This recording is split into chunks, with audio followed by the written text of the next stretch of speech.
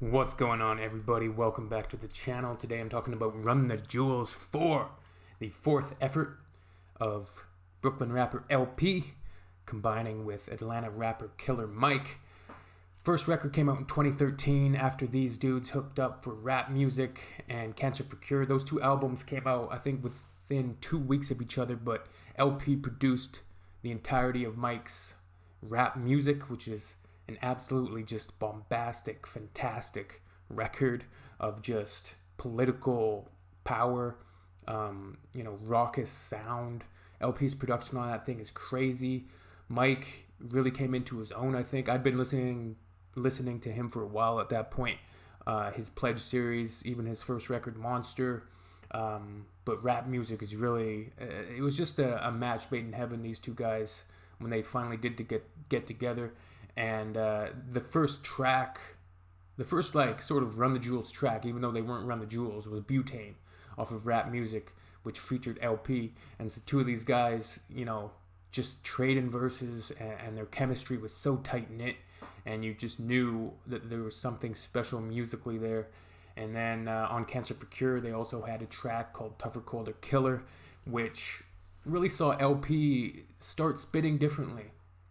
If you go back to I'll Sleep When You're Dead, which is the first, probably about 2007, 2008, when I discovered LP's music, and then retroactively went back to listen to Co-Flow and all of LP's crazy production work with Company Flow, Little Johnny from the Hospital, the instrumental record, but Fun Crusher Plus is such a classic, and then Fantastic Damage, his first album. I'll Sleep When You're Dead is such a masterpiece, and when they hooked up for Run the Jewels 1, man, it came out of nowhere for a lot of people, but it was just crazy. So let's get into this. Run the Jewels 4. This was long awaited. They took their time with this, and I'm really glad they did, because this is a really concise, absolutely just crazy album.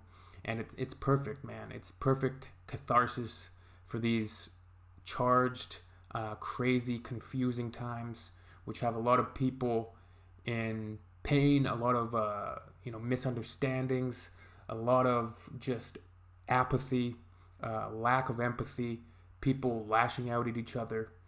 And this record has a little bit of everything. It's not as funny. There's not quite as many jokes. They still put in the odd jokes in here, but they really came for some serious talk on this album. Guns blazing at, as always, hypocrites, elites, and firing squads. So let's get into it. LP's production. First off, this dude, he just keeps getting better. He just keeps getting better, keeps reinventing himself, keeps bringing new beats, new styles. He always finds new sounds, and he's such an incredible producer, man. He deserves all the accolades that are coming to him after such a long time. These guys are in their mid-40s now, and they're finally getting these accolades, on the Billboard. I think they came in at number 10 for their first week. And like LP says on Holy Clamafuck, every other goddamn year I'm brand new. It's been 20 plus years. You think that's a clue? Maybe this guy kind of will do what he do. He probably that dude. He left enough proof. So he's finally getting his due. Him and Mike trade so perfectly. Their voices mesh so perfectly. One thing I definitely loved about this album was, and you'll notice this with Run the Jewels records, the way that him and Mike set up the track lists and lay out the formulation of the album. It's almost like a film. You can look at it as like 3 acts. Typically, the first 3 or 4 tracks are just Adam, Adam, Adam. So on Run the Jewels 4, you have Yankee and the Brave, and it sort of sets up this like television buddy cop sort of situation where they're coming guns blazing right out of the gate. And then we get into Ooh La La, and those first 2 beats are quite a bit different than the rest of the record. The rest of the record moves into the more experimental direction, production-wise, more electronic style beats, but we had some more boom bap style on those first 2. Ooh La La, Out of Sight, of course, is just a banger. It's got that sample from the DOC, Funky Enough, and you'll notice when L comes in on his verse, he says, "Run, here comes the menaces to sobriety." And on DOC, typically, or on DOC's first verse on, I think it was No One Can Do It Better, which I believe was produced by Dr. Dre. But DOC goes 1, and here comes to 2, to the 3 and 4. But LP says run, here come the menaces. So he sort of plays off like that, flips it, and he flips a lot of stuff on this record, man. He flips out, and him and Mike absolutely just, man, there's so many moments of just pure genius on this album, calling out hypocrites, calling out fake BS. Mike on Goonies vs. E.T. Now I understand that woke folk be playing. Ain't no revolution that's televised and digitized. You've been hypnotized and Twitterized by silly guys. Come on. Cues to the evening news makes sure you'll be ill-advised. And there's so much disinformation, misinformation on the internet these days, and people essentially believe whatever they see, and it's difficult to parse through all of the bull crap, and you really, really have to be careful with what you're sort of sharing and what you're saying online, what you're promoting. And yeah, the rulers of the world will slice it up like a dinner pie. Race and a nation told you to identify. People take false pride in warfare incentivized. You know, fuck that, me and my tribe, we on an iller vibe. We accept the role of the villains because we've been villainized. Stomp to the dirt of the earth, we will still arise. And Mike, man, he's just crazy. And one of my favorite tracks on this record is Walking in the Snow. This thing has this moment where Mike, and the production on this thing is crazy. There's actually a bass loop on once Mike starts spitting that reminded me of a couple of the beats on Company Flow's Little Johnny from the Hospital. If you go back and listen to that record, maybe even something on Fantastic Damage as well. But Mike's verses on here and LP's, they both came for hypocrites, for the police state, totalitarian, bootlickers, just everything. They came for it, and Mike has that moment. I don't know if I'd call it prophetic, but it's definitely 100% relevant considering it was written before George Floyd, and it was most likely an allusion to Eric Garner, who also said, "I can't breathe." But he says, they promise education, but really they give you tests and scores. They be predicting prison population by who scoring the lowest, and usually the lowest score is the poorest, and they look like me. And every day on the evening news, they feed you fear for free. And you so numb, you watch the cops choke out a man like me until my voice goes from a shriek to whisper, "I can't breathe." And that was definitely just a poignant, incredibly just sad moment, terrifying moment. And that it came to fruition. The same statement, the same thing happening, going on so many years later. I think Eric Garner was murdered by the cops in 2014. And, the police state and the brutality going on is still happening to this day. And it's craziness. And like he says, and you sit there in the house on couch and watch it on TV. The most you give's a Twitter rant and call it a tragedy. But truly the travesty, you've been robbed of your empathy, replaced it with apathy. I wish I could magically fast forward to the future so you can face it and see how fucked up it would be. People become apathetic and they're almost desensitized. Seeing all of this strife, all of these people being snuffed, life being snuffed out, communities being brutalized. And the news and the media, they really run with it. The media loves it because the ratings spike. The ratings really spike. But what do people do? What do people really do? Post a hashtag, make a social media post. But what do they do in their communities? What do they do in their extended community and localized communities? The people that they actually see face to face, the people that they know. Do they educate people? Do they promote inclusion? Do they promote understanding and tolerance? And it's just, I don't know, man. It's crazy. And LP comes at just hypocrisy on this track as well. Walking in the Snow also features Gangsta Boo. I mean, she doesn't get an actual feature, but she handles the hook and she sounds great. Along with Zach De La Rocha, she's kind of like another unofficial member of Run the Jewels, and it was great to hear Boo. Of course, she has that nasty verse on Run the Jewels 2. What's the song? You know the song, the sexy. Boo, yeah, she went crazy on RTJ4, that beat too by LP. LP, man, this dude just keeps getting better. And yeah, so L's verse on Walking in the Snow. Get a dose, a dirty code to go. Been cold since cold flow. Been cold since company flow. Got a wire to enlarge and I'll set a fire down below. I'll hang it up when you say sorry, didn't know. Probably got a year or 10 to go. So let's go. I really don't know how to go slow. Just got done walking in the snow. The whole world's a shit mo, filled to the brim like Gitmo. When you think it's don't get mo low, it limbo till it sticks. This dude, he snapped. All oppression's born of lies. I don't make the rules, I'm just one guy. All due respect, if getting spit on's how respect is now defined. Hungry for truth, but you got screwed and drank the Kool-Aid. There's a line. It end directly at the edge of a mass grave. That's their design. So people just drinking the Kool-Aid, believing the lies of the state, the military-industrial complex, and just being whipped into these frenzies, these anti-immigrant frenzies, these frenzies against otherness, whatever group it is. So when a cage is done with them and you still pour it, come for you. So he begins that line with saying, funny fact about a cage, they're never built for just one group. So when that cage is done with them and you're still poor, it come for you. The newest, lowest on the totem. Well, golly gee, you have been used. You help to fuel the death machine that down the line will kill you too. And then, so he's talking about cages aren't just for one group. And they've been putting immigrants in cages lately. World War II, they put Japanese in cages. The Nazis put Jews in cages.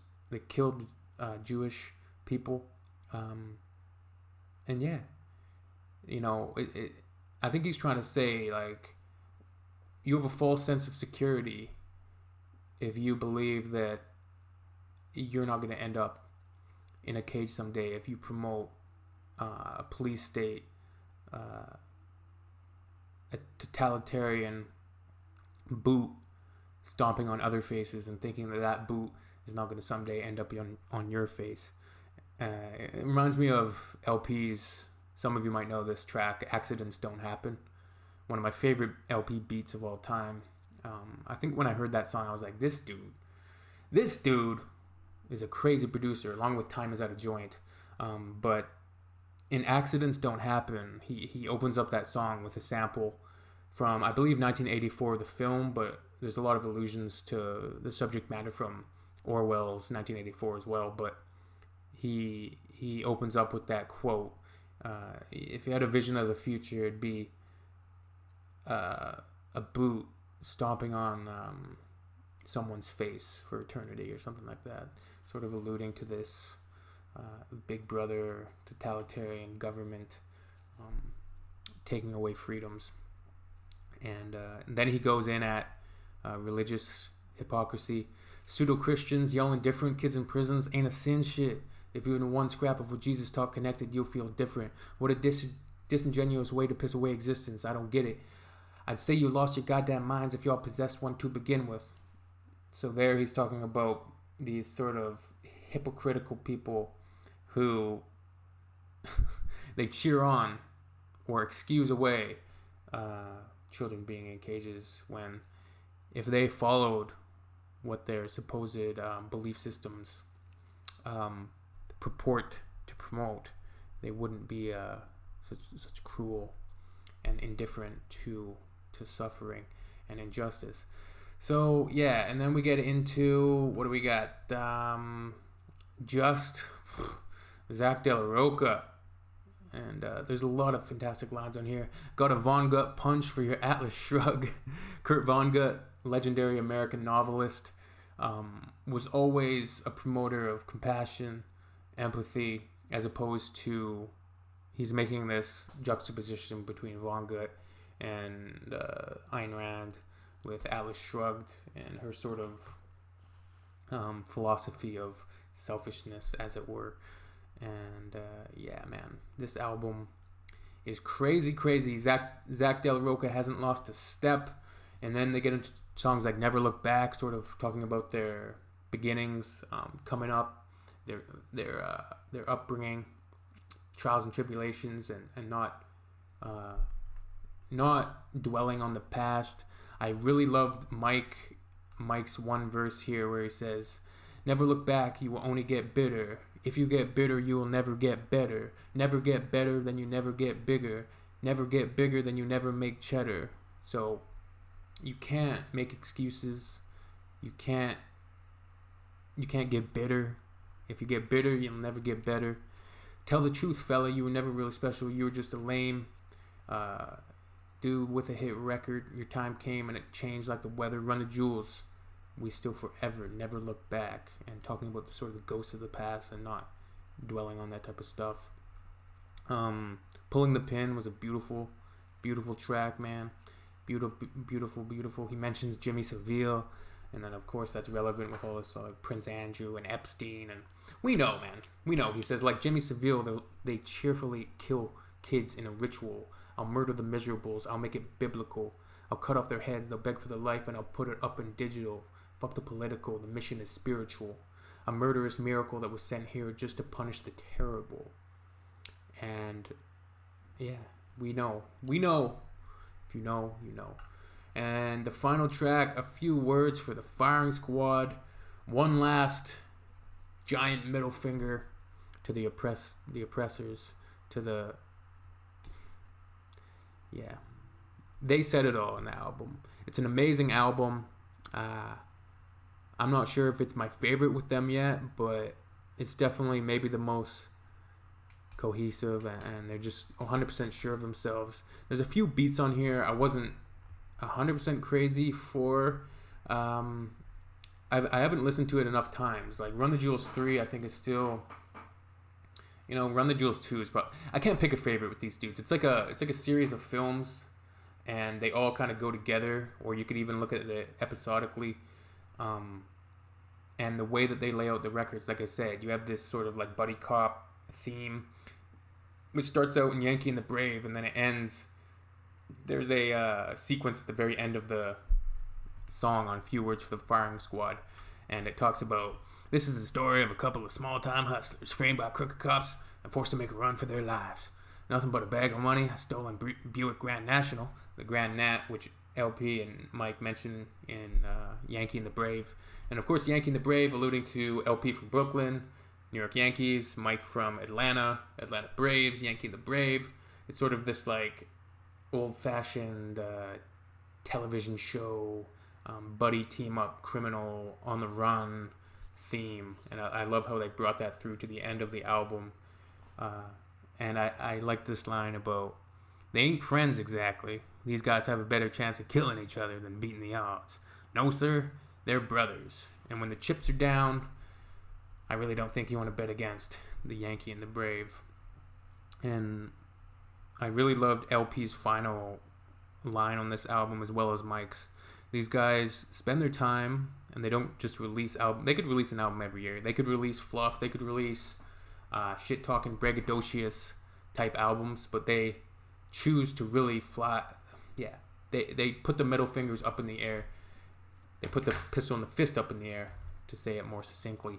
But when you're surrounded by the fog, treading water in ice cold dark, when they got you feeling like a fox running from another pack of dogs, put the pistol and the fist up in the air. We are there, swear to God. And what a line, man! It's just so true and inspiring. And then you have Mike's last line here: for the truth tellers tied to the whipping post, left beaten, battered, bruised. Man, the truth tellers tied to the whipping post, left beaten, battered, and bruised. For the ones whose body hung from a tree like a piece of strange fruit. Go hard. Last words to the firing squad was fuck you too. So, Run the Jewels 4. What did you think about this record? I gotta give it a solid, I can't say anything bad about it. It was loud. It was experimental, probably more so than LP's ever gone. It's not an easy listen.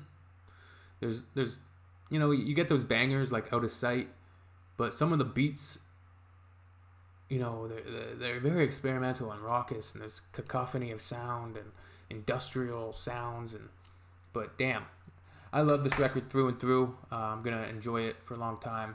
It's one of the best albums I've heard in a while. That final track with the saxophone, the crescendo of sound, it's just beautiful, man. Absolutely beautiful chaos, but yeah, fantastic damage, beautiful chaos, and a sound that is very RTJ, and it's unique and just fantastic. So that's it. Anyways, we'll see you all soon. What did you think about it? Let me know down below, and we'll see you on the next review. Peace out. Take care of yourselves. Later.